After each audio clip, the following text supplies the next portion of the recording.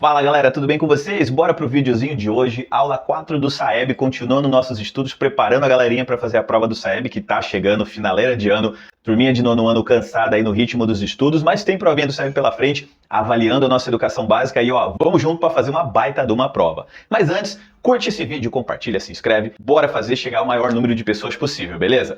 A aulinha de hoje para a gente falar sobre plano cartesiano. Esse é um descritor que aparece bastante nas provinhas do SAEB e muita galerinha não tem noção do que significa. Então vamos entender. O plano cartesiano é uma junção de dois eixos, o eixo de x e o eixo de y, um na horizontal e o outro na vertical, com coordenadas que a gente vai usar para localizar pontos, tá bom? Temos a origem, que é o ponto zero. À sua direita você tem os valores crescendo positivos para x e à sua esquerda os valores crescendo de forma negativa ou decrescendo.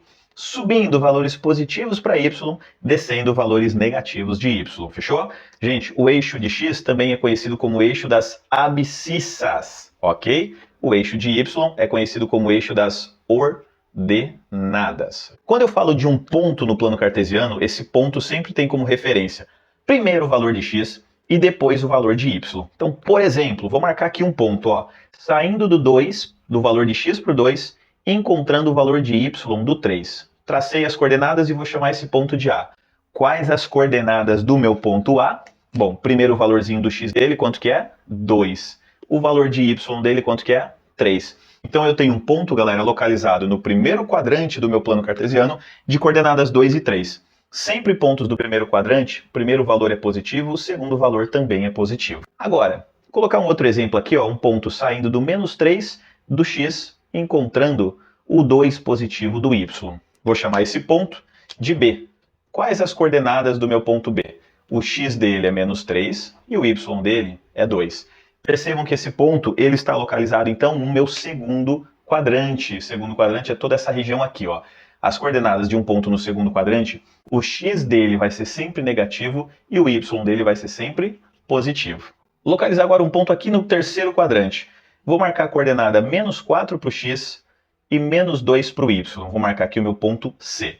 Qual é a coordenada do meu ponto C então, meu povo? Menos 4 para o x e menos 2 para o y. Então, olha só, todo ponto localizado no terceiro quadrante vai ser tanto negativo para o x quanto negativo para o y. Fechou? E por fim, vou colocar um pontozinho aqui no quarto quadrante. Quer ver? Marcar um ponto de coordenada 3 para o x, menos 2 para o y. Vamos marcar esse ponto, vamos chamar de D. Quais as coordenadas dele? 3 para o x, menos 2 para o y. Um ponto no quarto quadrante, que é toda essa região aqui, ele vai ter coordenada positiva para o x e negativa para o y. Esses são os principais pontos que eu posso localizar em um plano cartesiano. E não se esqueçam, eu posso ter um ponto localizado exatamente em cima do meu eixo? Posso. Por exemplo, marcar aqui esse ponto, vou chamar ele de ponto E.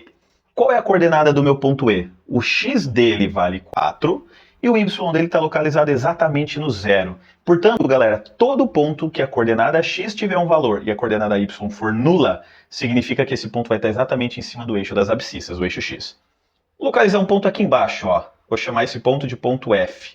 Então a coordenada x dele vale 0, a coordenada y dele vale menos 4. Portanto, percebam, todo ponto que estiver localizado exatamente em cima do eixo de y, a coordenada x dele vale 0, enquanto que a coordenada y vai ter o valor de referência exatamente no local onde ele estiver posicionado. E isso, gente, é o nosso plano cartesiano. Estudem muito essa configuração, porque costuma cair bastante na prova do SAEB, essa localização, essa coordenada de pontos. Você deve estar olhando para isso e lembrou um jogo que você deve ter brincado muito na sua infância. Se não brincou, corre que dá tempo ainda. Que é aquela batalha naval. Lembra que você tinha sempre um plano de coordenadas para localizar o navio do inimigo, do oponente?